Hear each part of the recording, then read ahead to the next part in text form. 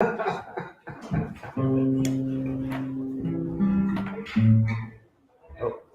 I should have brought my guitar because I had to pick up.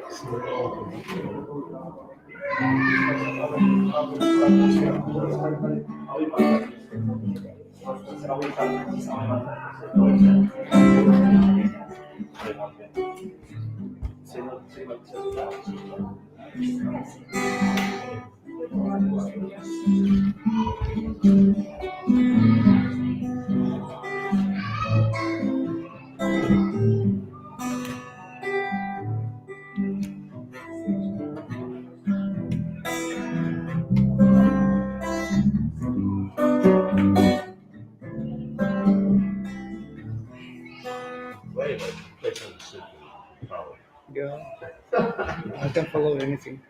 You can follow anything. I'm the dog challenge. Okay. Okay, this is a picnic.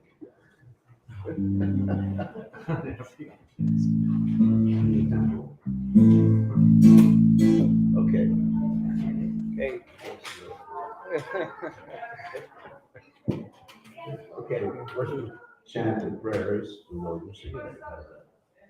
Okay.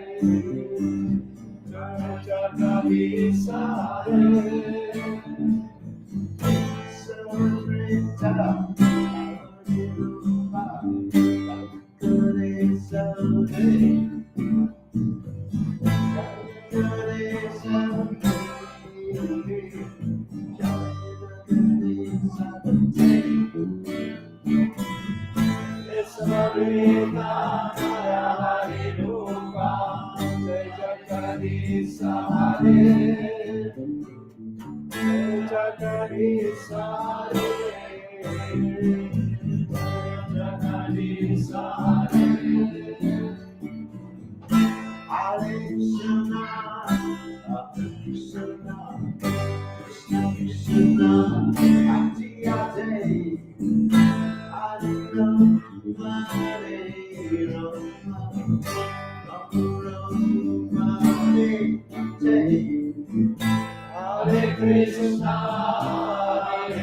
Krishna, Krishna Krishna, Hare Hare, Hare Rama, Rama Rama, Hare Hare, Hare Krishna,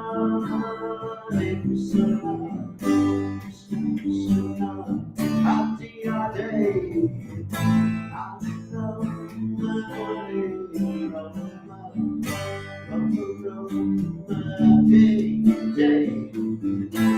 Hare Krishna, Krishna Krishna, Hare Hare, Hare Rama, Rama Rama, Hare Hare.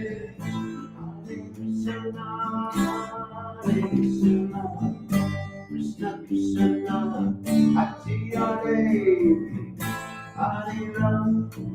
Hare, Hare Rama, Rama Rama, Jai Jai. Hare Krishna, Krishna Krishna, Hare Hare, Hare Rama, Hare Hare.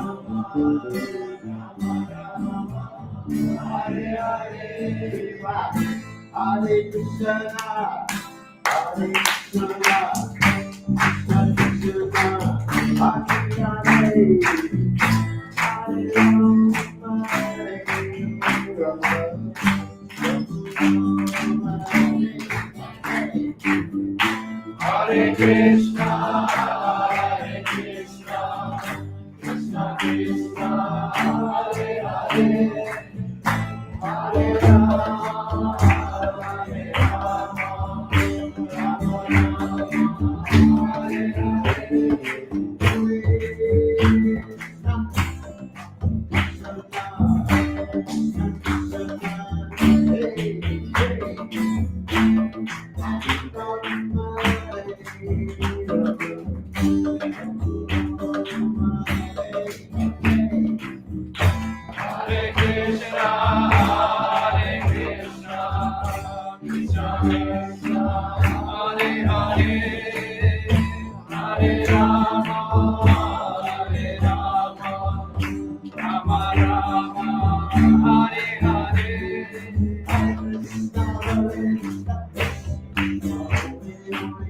Hare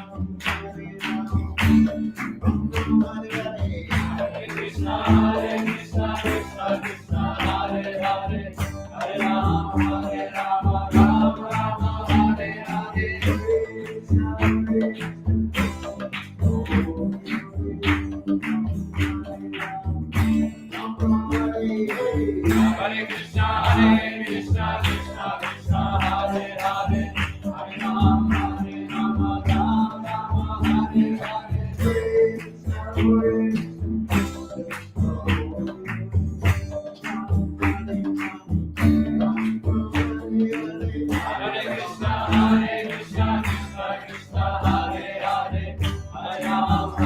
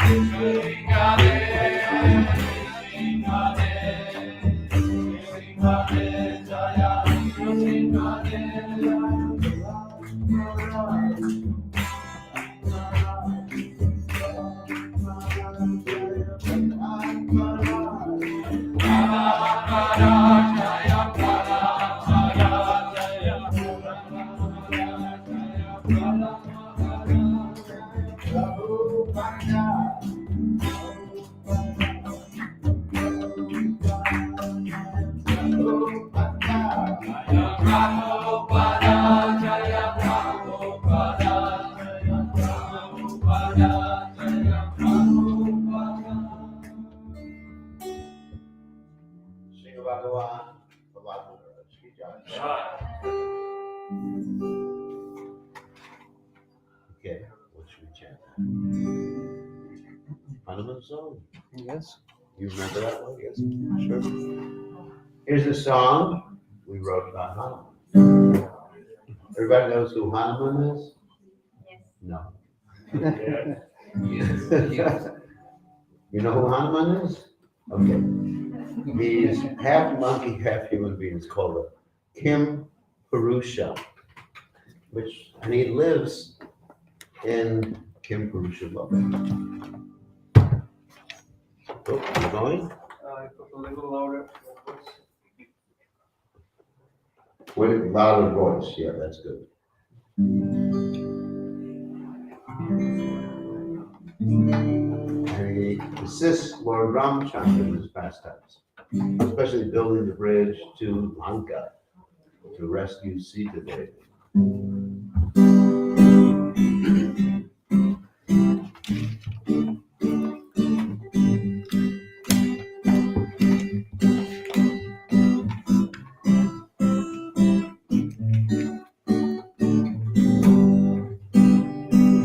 Hanuman, Hanuman, Hanuman,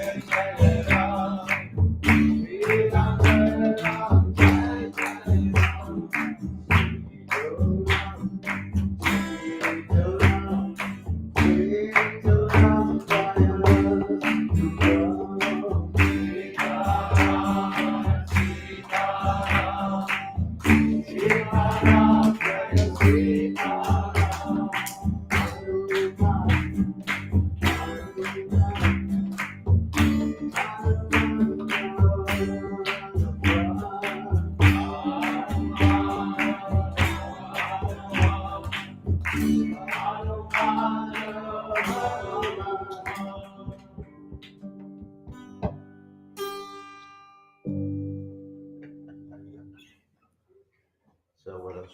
One more song.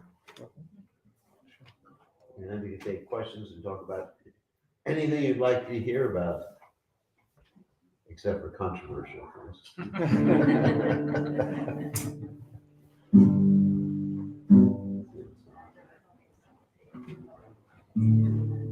Anyway, I'll do the same melody we did this morning. Just a simple melody so that we can follow.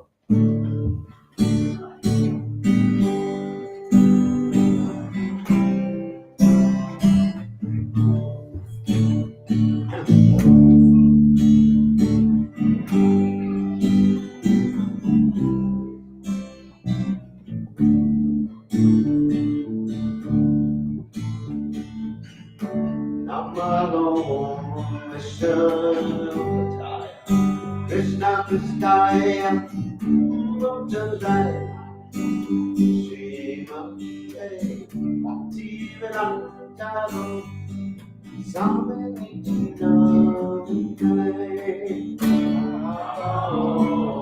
Vishnu Padaya Krishna Krishna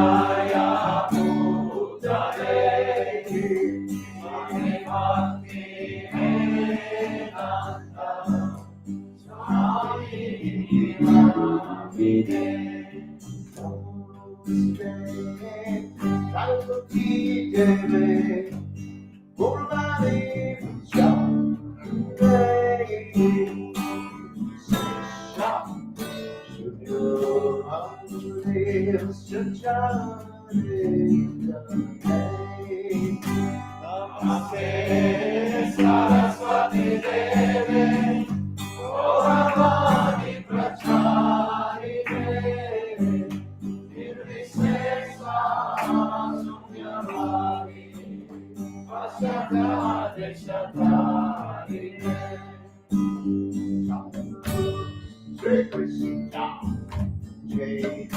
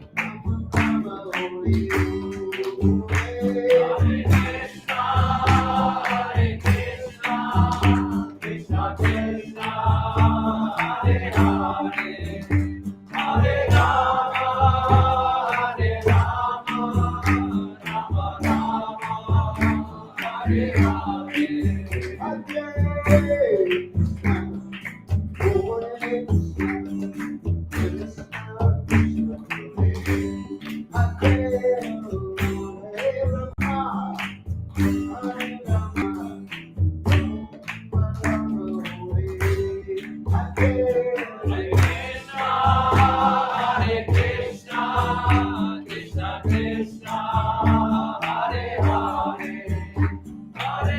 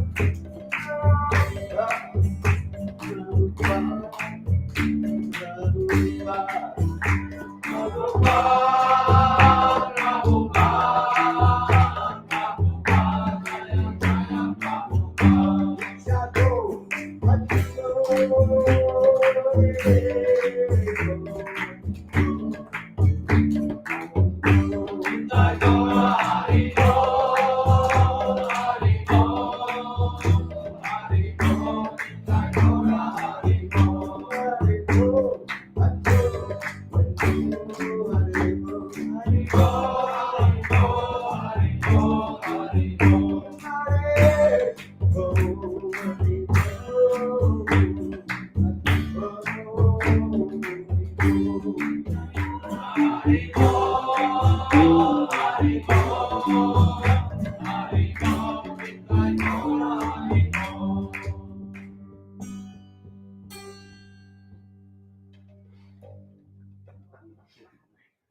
it's enough, Mariah. So when we have questions and answers, since it's an informal gathering, now you can put the garland on. Garlands, when you're playing the guitar, don't work. Because they get all over the place. They make a mess. So, who would like to hear some subject matter about Krishna consciousness? Yes. Maharaj, how would you understand and apply preaching according to the Kalades and Patra, Oh, time, place, and circumstance? good question. And so, we're going to answer the Buddha Ananjana. Shlakaya Chakshur Vinikam Yena Tasmai. Shigavena Maha. So, he's asked a very important question because Krishna consciousness should be presented according to time, place, and circumstance. But before you can understand how to present it in terms of time, place, and circumstance, one has to understand two different things. First of all, what aspects of Krishna consciousness are principles and what aspects are details? There's a difference between the two, right? Principles means things you can't change. I'll give you an example. One example is chanting Hare Krishna. And like Prabhupada chants it 10 rounds of the beads. Another example is the 3.5 regulated principles. So 4 regulated. The 4 regulated principles. You know, these are principles. And another is the study of Srila Prabhupada's books, the books of the Acharyas. I mean, these are very important points. And also the understand the tattvas, the siddhanta of Krishna consciousness, the conclusion of Krishna consciousness, not to speculate on any of the. What's that? Bring it closer. Or on camera. So, these are principles. Other things can be adjusted. Of course, it takes some discrimination to understand what things can be adjusted, because if you get too far out, you get too far out. Like, for example, many of you, in fact, most of you here are wearing Western clothes. So, are these clothes karmic clothes? No, they're not karmic clothes. They're just Western clothes. And I'm wearing Indian clothes. Actually, even this style of dress, the sannyas style, is a modern thing. Because traditionally, the sannyasis, they would dress, the Vaishnava sannyasis, they would dress in a white lungi.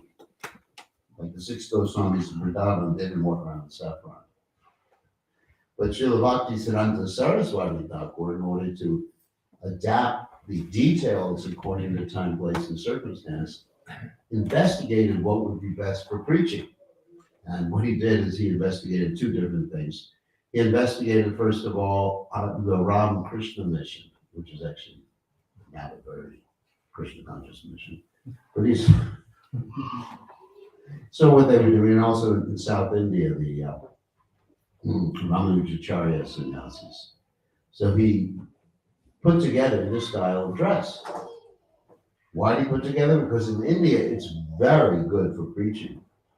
You know, if I go like this in India, everyone goes, Maharaj. I could be the biggest rascal in the 3 worlds. But still, you know, say, oh, Maharaj. You know, I dressed in Western clothes. Get out of here. So, although Prabhupada is interesting, when Prabhupada first brought the first Western devotee to India, he had the devotee wear a tie and a jacket. It was Kirtananda, he was the first Western devotee to India. And he had to wear, in Calcutta and in Delhi, a wool suit in the middle of the summer.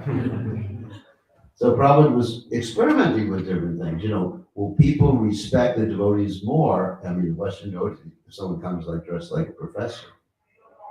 You understand? So just like it's sometimes, of course nowadays, they don't, but sometimes in the past, professors would dress in tie and jacket.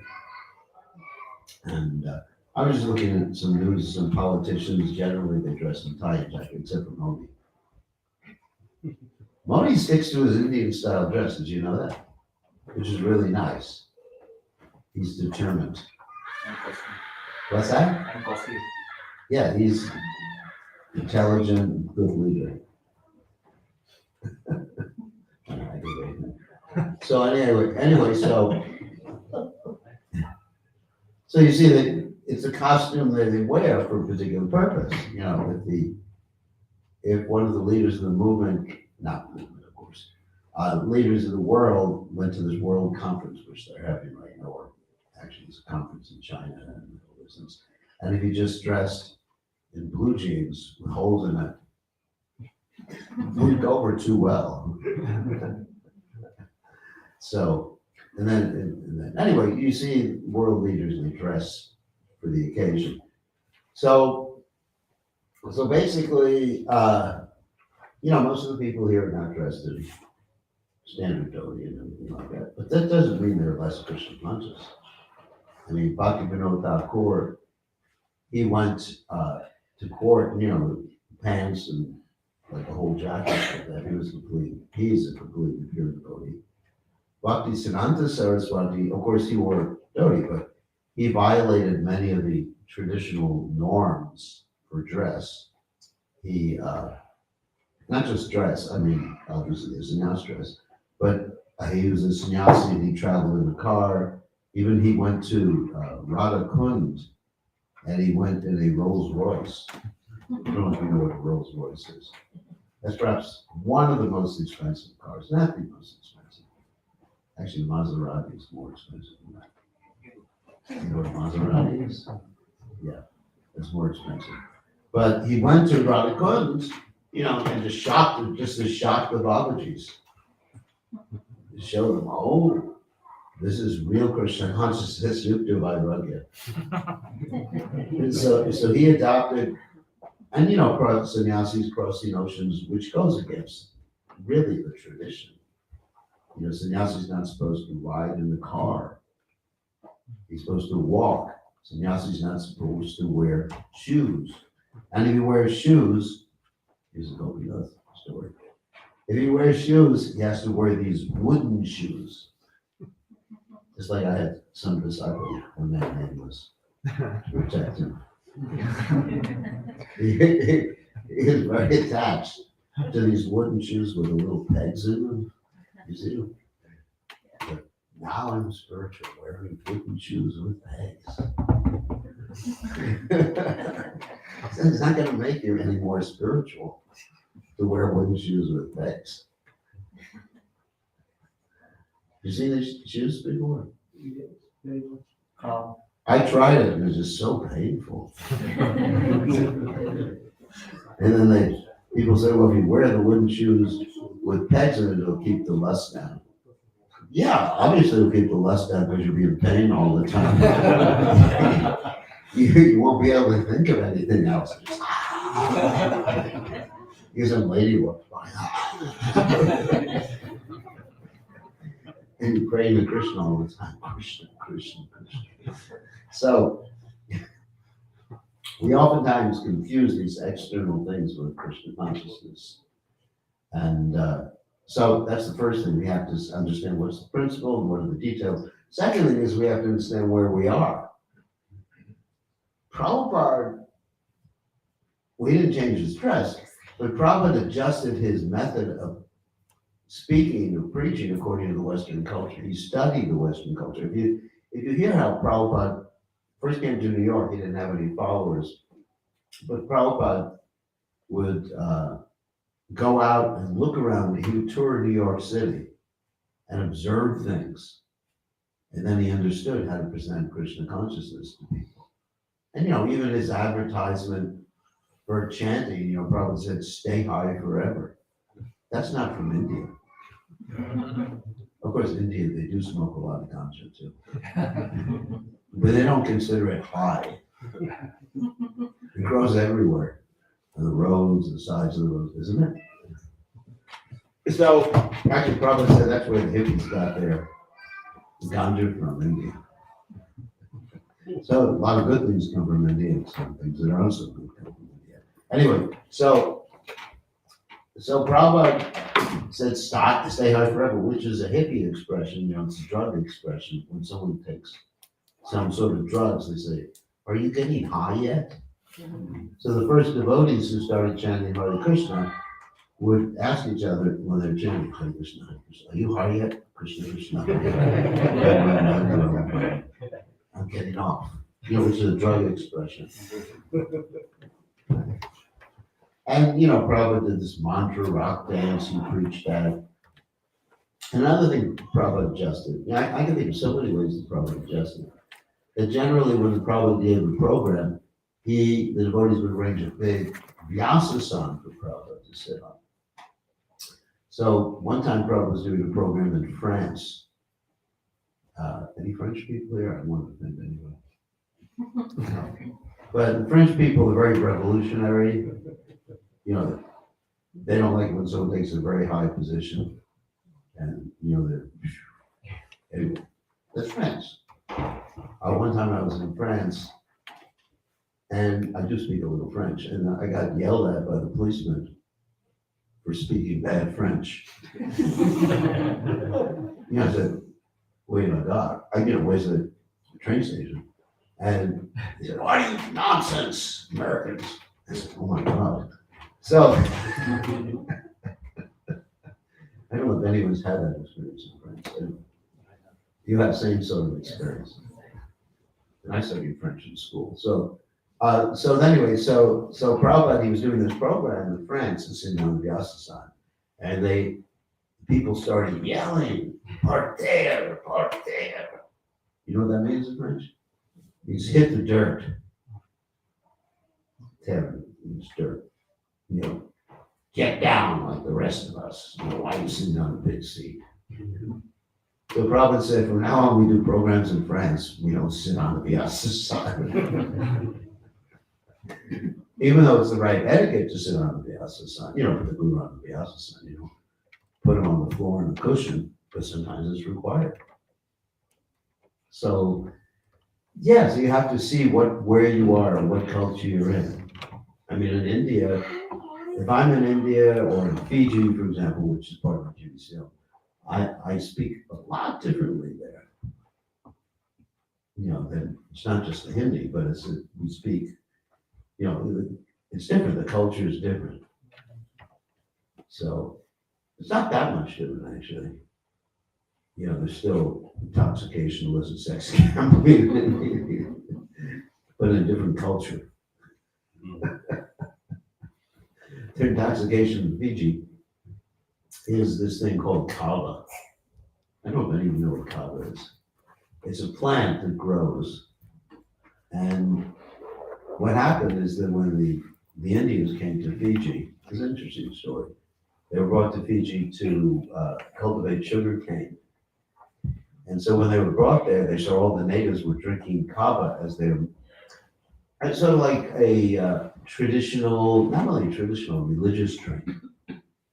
So, the Indian adapted that to their own culture, so that now you go to the mandali, that means where they chant Lord Ram's name, and it's part of the ceremony. They even adapted the intoxication according to time, place, and circumstance. So they can do that, we can do too. So anyway, of course it's not that I give out kava to devotees. But even at a funeral there, which is interesting, that nobody will come to the funeral unless you serve kava, and you can all get intoxicated at the funeral. It's something like if you go to Ireland, ever heard of an Irish wake? No? That means everybody gets intoxicated in Ireland at the funeral. It's a tradition. We don't adopt those traditions because those go against the regular principles. But the point is, when I'm there, the culture is different. And so I speak according to the circumstance. I'm in India, and everywhere I have to adapt. And Prabhupada was very adaptable like that.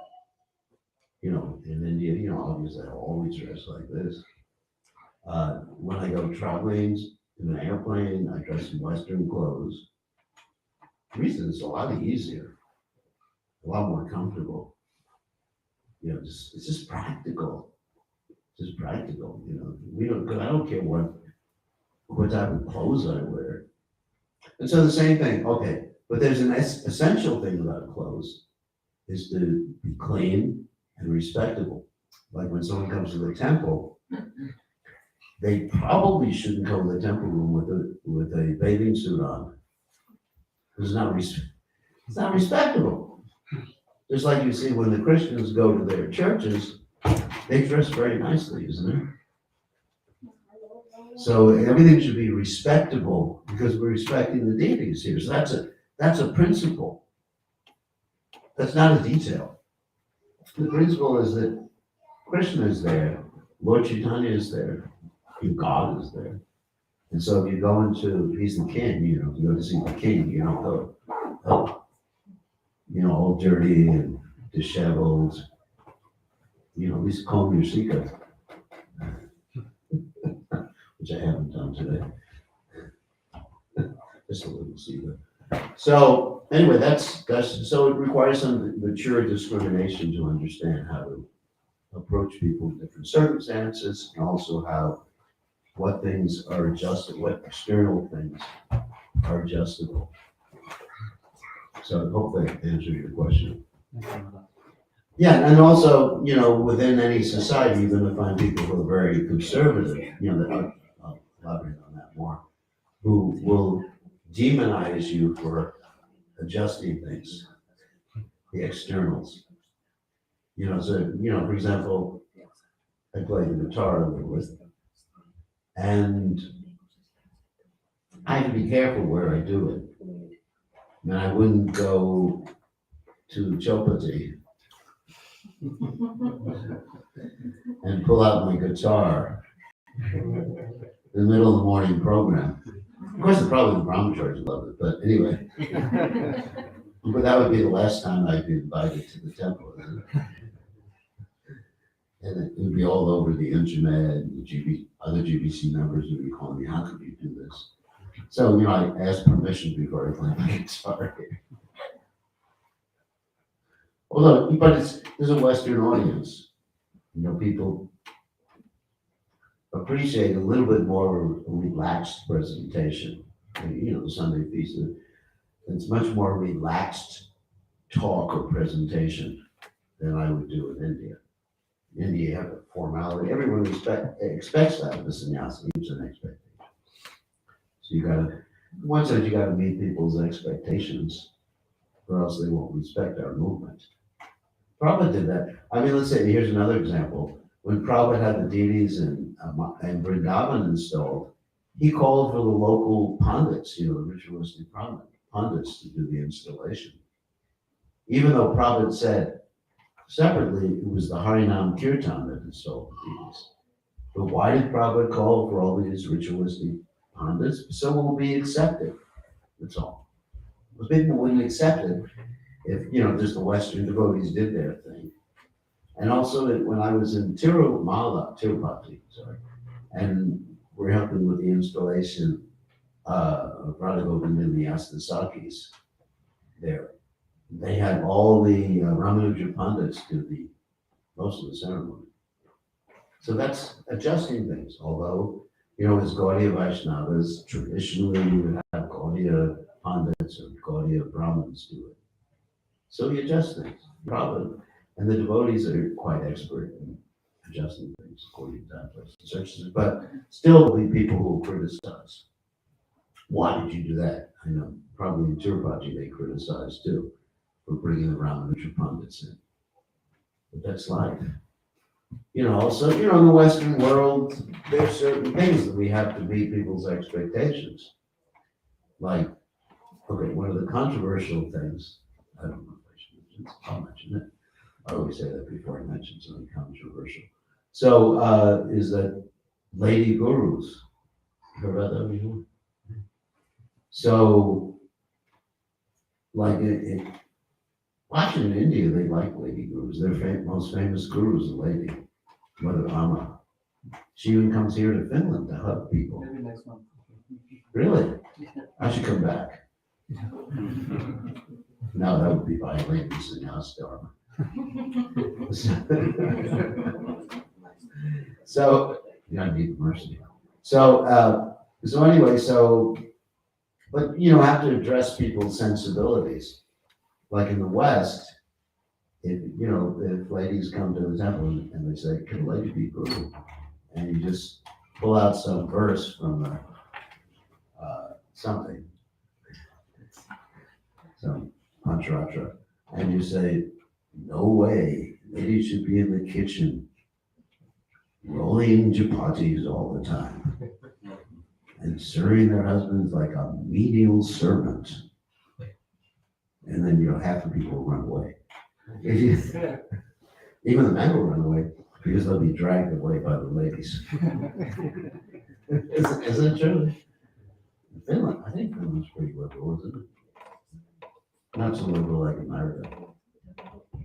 I mean, they hold America as an example for living. So. Yeah, but I mean, if you made an open statement, ladies should only stay in the kitchen and serve their husbands, what would happen? Maybe not appreciated.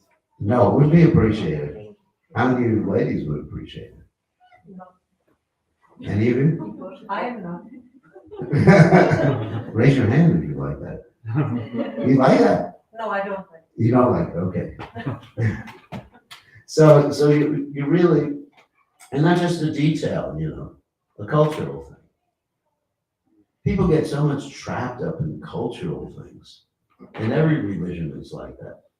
In externalities, for example, in Iran, for example, then there's the morality police. You heard about that? That if a lady doesn't have her head covered the right way, then they come and arrest you and put you in prison. So in ISKCON, we shouldn't have a morality police. Because these are simply external things. I mean, whether someone is a good Muslim or not a good Muslim has nothing to do with the way they dress. Of course, they can accept the dress for a sense of identification, which is actually helpful sometimes for group identification. But it really has nothing to do with what someone is religious in any religion. Okay, good question. Any other questions? Yes. Maharaj, I'd love to hear you expand a little bit on that, because I work in a very technology-oriented field. Simulation. So you explained very well on Sunday program already a little bit, but I often come across people, and when they've seen me in service or something like that, they might be curious about the kind of consciousness issue of why is the simulation a shallow concept as opposed to what would be a nice way to invite them in and to explore something more than just the simulation idea. How would you explain it? Oh, I mean, you don't want me to talk about the simulation idea. How to expand upon it, how to invite people to. Expand on the simulation? It depends on what their scientific background is. For many people, it goes over their head. Usually, I just, like I did on Sunday, I give the example of a video game or a virtual world, which everybody's familiar with. Yeah, but that's kind of a shallow level of it. How would you invite them to explore it further? If they were scientists or something like that, I mean, who were they? No, these are more like cryptocurrency people. Oh, cryptocurrency. Oh my God. Cryptocurrency. I'd ask them to. Currency. What is it? Yeah, everybody knows what it is. Hopefully. What I would tell them to send some cryptocurrency my way. We can work on that. That would. I mean, basically, when anyone's into computers and stuff like that, I start talking about quantum mechanics and quantum theory.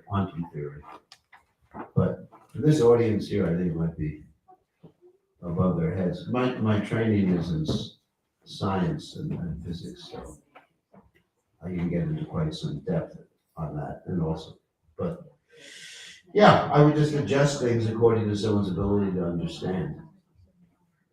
I mean, I wouldn't want to go over someone's head in my explanation. So that explains it. I don't get into too much detail with the mixed group here, because everyone would say, what is he speaking about? Quarks? What's a quark? What's an upside down quark? They probably don't even know what a proton or a neutron or electron. Actually, no one knows what an electron is anyway, right? What is it? Is it a wave? You know, I can mention that the material world is so complex that you have this uncertainty principle that you can have, oh my God, Schrodinger's cat. You know about that? You can say that there's one scientist who said, if there's a cat somewhere and you don't see him, he's either dead or alive. And he's not dead or alive until you see him. But we don't say that. We say that there's an objective reality in this world because Krishna is the perceiver of everything. You know what I'm saying? Krishna is the perceiver, so Krishna knows which slit the electron's going to go through. Anyway, let's not get into it. So, because everyone just gets so bored. Yeah. Maharaj, as you talked about these external things, then I wanted to ask, what would be the deeper or the true signs if I'm progressing spiritually? True science. Science. Signs. Signs. It's progressing spiritually. One is many of the things in this world that were previously attractive to you that have nothing to do with Krishna consciousness, you're just neutral towards them, not against them, because attraction and repulsion are actually signs of the same thing. Like sometimes you'll find people repulsed by something, or the opposite gender or something like that. And that's just an indication they're attached. It's like the Prabhupada said, they're opposite sides of the same coin. So one of the signs is that it's neutral. Like if someone offers you, let's say, a vacation in Hawaii, then who cares? Like that. Or to get to the latest Bollywood movie. It's just like, well, whatever, so it's not, you're not against it, you don't get upset with it, you just like neutral. That's a stage of neutrality, which is practically one of the signs, neutrality towards the material world and positivity towards Krishna. Another sign is a taste for Krishna consciousness, real attraction, called ruchi. Another one would be steadiness in devotional service, another symptom. Another symptom would be Krishna starts revealing things to you. And you start to have realization, not just knowledge, but realization. These are all signs of spiritual advancement. Like Prabhupada said, you can tell, just like you can tell with a child, how they're growing. For example, when I was young, my mother would put me against a wall and mark, did any of the mothers do that? Yeah. And mark with something on the wall, my height. And then you come back 2 months later, wow, I've grown. So there's objective signs of spiritual growth. The primary one is attraction for hearing and chanting. That's the primary. For attraction for Krishna, attraction for the deities, attraction for prasadam. And because you're attracted, other things become less interesting. Not that you're against, like you said, not that you're against them, they're just not so interesting. I mean, I remember all the things I did before I came to Krishna consciousness. And I used to do a lot of things. I did practically everything. We used to fly an airplane, everything, skiing. I knew how to snow ski too. And I'm not from Finland.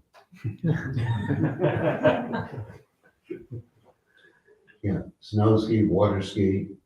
What else is there? Scuba Scuba diving. Yeah, I had my own scuba tanks and everything like that. And now, and one thing, I used to read this magazine, National Geographic. You ever heard of it before? It has all this picture of everything happening in the world. And, it was very attractive. It may not be attractive to you, but then I sort of, whatever. Because Krishna consciousness is so nice. So now I do a lot of research and do other things, because it has to help my Krishna consciousness or help my service. I mean, today I was reading a book basically about schools, which wasn't a Krishna conscious book, but it was for helping understand how we should deal with children in the Krishna conscious movement. Because this is maybe not so politically correct, but there is this book I was reading about boarding schools and how when children go to boarding schools, it turns them into dysfunctional because they miss the love of the parents. So I'm trying to help our movement understand how to deal with the children so we have a functional next generation. So a lot of things I'm doing are not directly Krishna conscious, but they're related to my service. But that's how I'm attracted. But if something's not related to my service, it's not attractive. Like for example, I spent a lot of time in Australia, and devotees want to take me here and there to show me. There's this harbor bridge. I don't know if you know about Australia. And they even wanted to sponsor me to walk on top of it. And I said, "What for?" Then in New Zealand, I guess the devotees wanted me to go bungee jumping from the sky tower. Previously, I would have been in ecstasy, You know what bungee jumping is? Yeah. It's just like, why? There's no relationship with Krishna.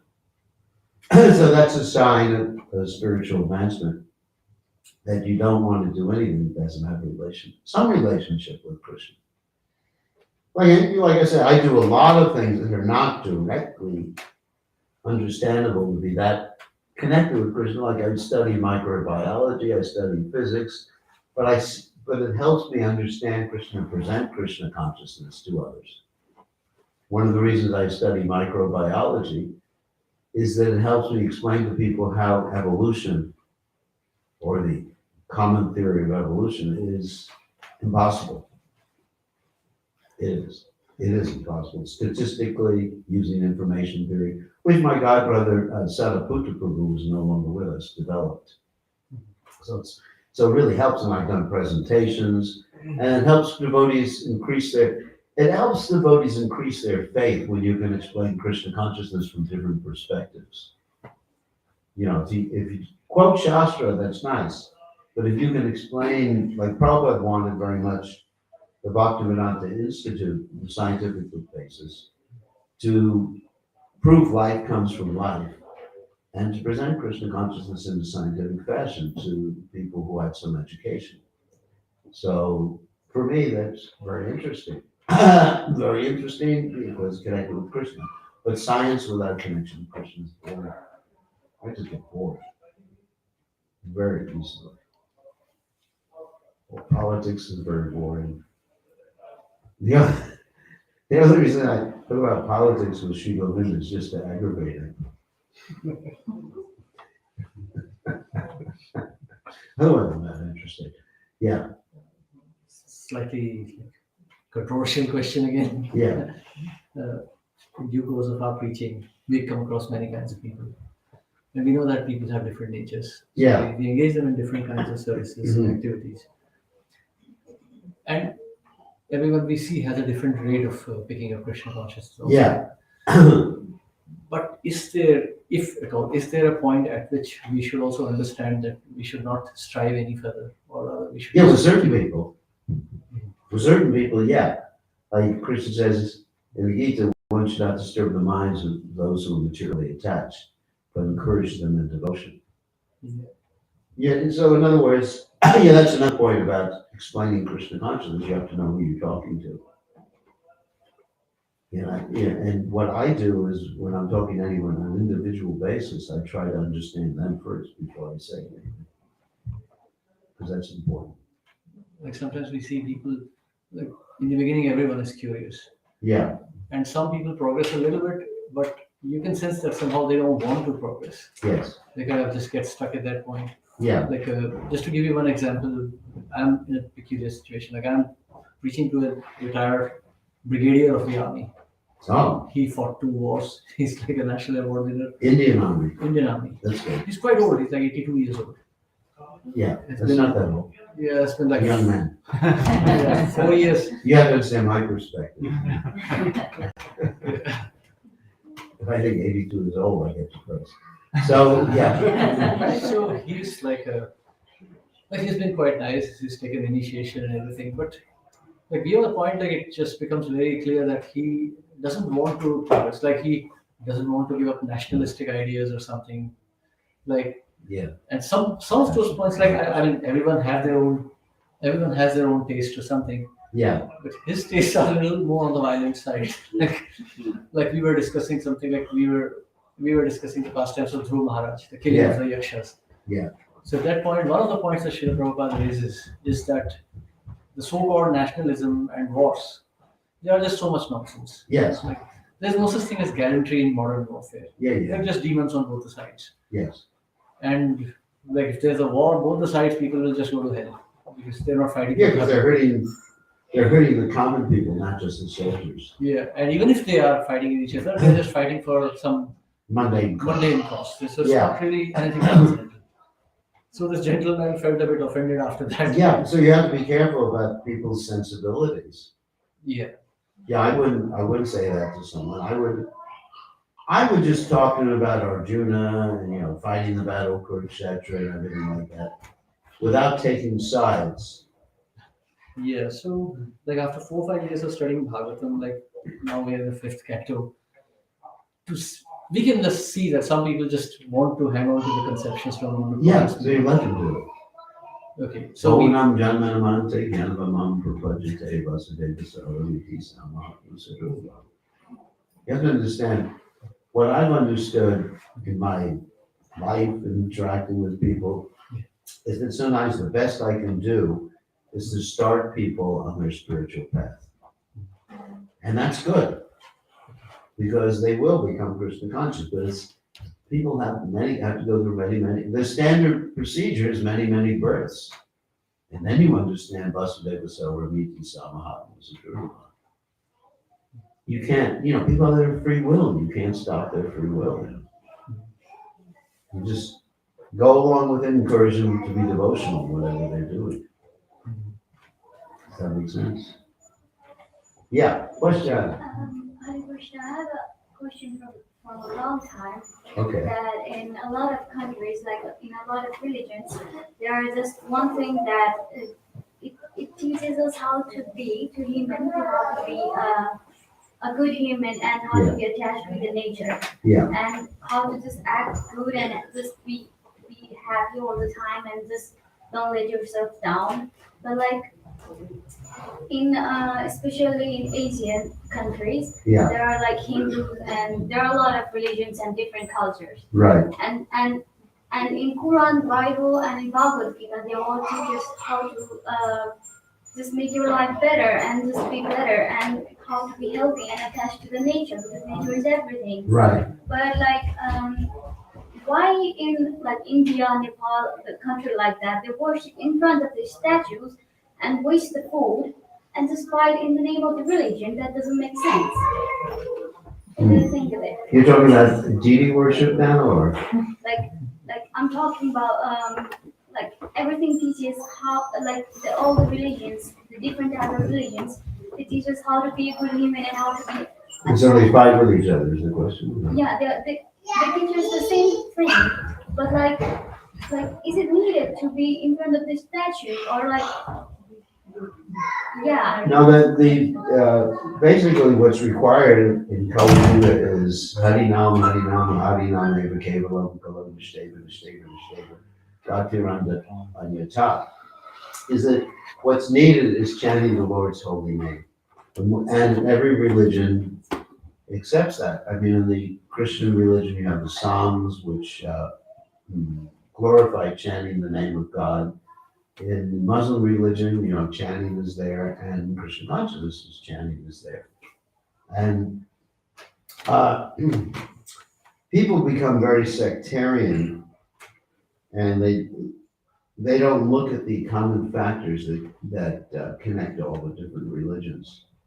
And many religions will do different things that we may not relate to, and maybe we do things that they don't relate to, but there's a purpose. If something is based on Shastra, like the deity worship here, then there's a purpose, there's a reason. Krishna can appear in any way that he wants through his holy name, through his books. It's actually very interesting that many people who, from other religions, who don't appreciate the deity worship, they actually also accept what we call transmutation, which means matter can be transformed to spirit. How do they accept it? In their holy books. For example, people, let's talk about the Muslim religion, they get very upset, as we've seen recently, if the Quran is burnt, isn't it? Recently, there's been an incident in your neighboring country, I wish you'll remain nameless, because some of you may come from there, where there was some burning of the Quran, and people are rioting, basically, or not accepting. Of course, Sweden, they're not accepting him as a member of NATO for that particular reason, because they allowed that in it. Anyway, but they, in other words, they understand there's something holy. It's made of paper, right? Paper or papyrus or whatever they use. And why does it become holy? Or in Christians, if you take a Bible and throw a Bible on the ground and stomp on it, they'll probably do something to you too. So there's an understanding that God has the ability to transform matter to spirit, which is what the deity worship is based on. I mean, bona fide deity worship. It's not that someone could just make a statue of anything like the Israelis did, the golden calf or something they started to worship.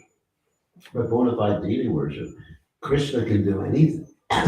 He can transform spirit to matter, matter to spirit, isn't it? Like Prabhupada gave the example of expert electrician.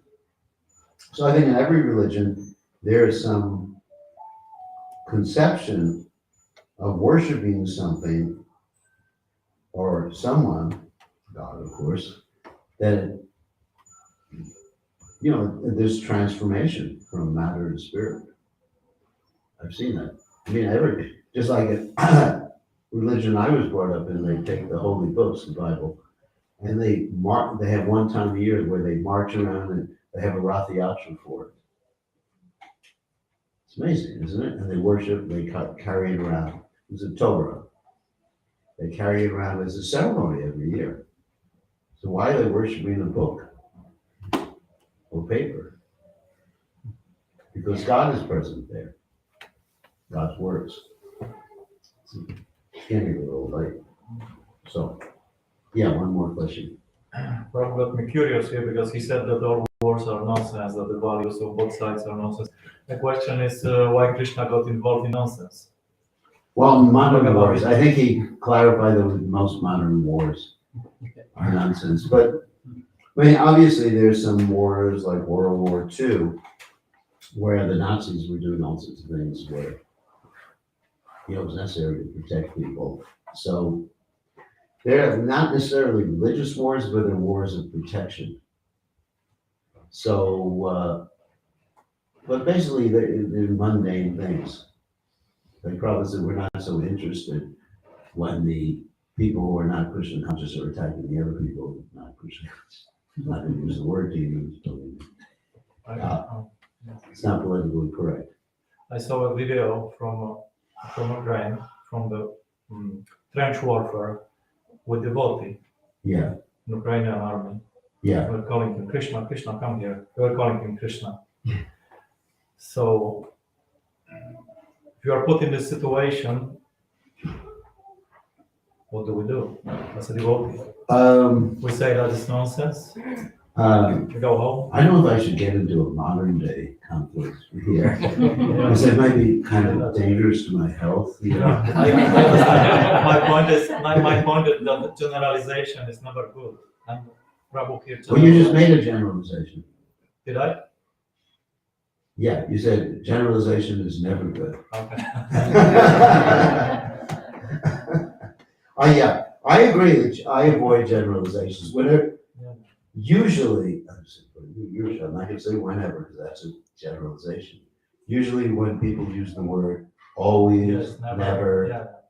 like that. Yeah, you got me there. Okay. So in this case, generalization is not good because Krishna In is that case, pure devotee. I don't We're know. fighting in the war. I don't know, man. I don't know, I haven't analyzed all the wars. Yeah. And also So Prabhupada gives. I haven't analyzed all the modern wars, so that's also a type of generalization. So And also, is it wrong for devotee to have a moral stand? Like yes, Prabhupada yeah, gives- yeah, everybody should have a moral stance, Yeah.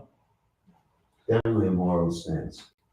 Because if we see the woman beaten on the street, Obviously. and we just say we are just neutral, I don't take any moral No. stand because it has nothing to do with Krishna. Yeah, that's a different thing, that's an obvious thing. Like Prabhupada was very happy when in Australia one time there was a fire in a building, and the devotees took the cloth from the Jagannath cart, because a lady was all the way up on the third or fourth story, and they said, jump, jump, jump.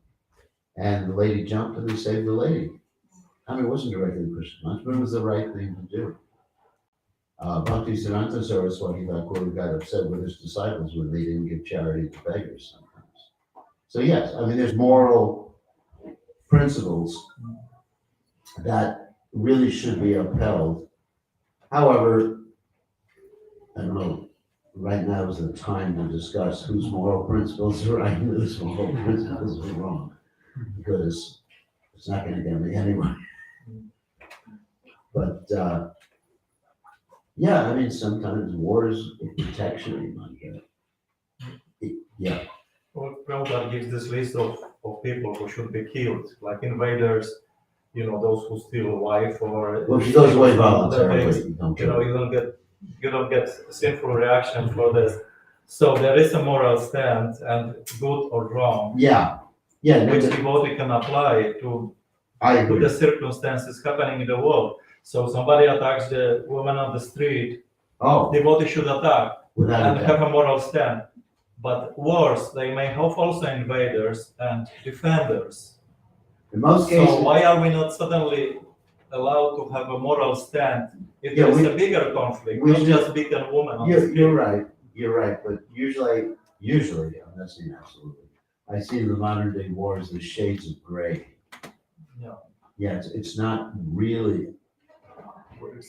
I mean, maybe World War II was the righteous war. And, Okay, I understand what you mean. yeah, so usually it's shades of gray, and I'm just cautious in public, making a stance about these things. And, what was I going to say about, let's say you had the Crusades where the Christians were thinking this is very righteous. And they would go to Jerusalem and they burned down Muslim villages in doing that. So, that was their idea of righteousness. And then you find the same thing with Muslims, and you find the same thing with the Jewish people doing that. And it's interesting. I mean, all the Middle Eastern religions, they're quite violent. Whereas if you take, let's say generalize Hinduism, they do not fight wars to convert people. It just hasn't happened. They avoid conversation. Yeah, they avoid converting it. They avoid converting, but, you know, the wars were never fought to convert people in India. You know, they didn't conquer, they conquered people for money. They're more practical. People from India are very practical, down to earth, you know, for money, power, prestige. But I don't think it can't think of any war where there was fighting for converting people. I think it's time for prasadam. Right? Is that right? Because I'm looking at the time because I have a meeting at 7 o'clock, you know, one of my, at 7 o'clock GBC meetings. So life is interesting. There's no rest for wicked people. Okay, thank you very much. So we take prasadam where? I think we have so many, so we just have to take here. The temple room. Yeah, which is close to the deep. Okay, whatever's practice. Yeah. Sarati always sees it. Sarati always sees it. Ah, okay, yeah. Okay, we can finish now and let's see. What's that? You wanted another program? No, it's just Arati starting in 15 minutes. Oh. Yeah. Yeah, so I But think, it can be, yeah, let's see about that. That's. okay. All glory is to Srila Prabhupada. Srila Prabhupada ki jai. His Holiness Krishna Das Goswami Maharaja ki. Jai.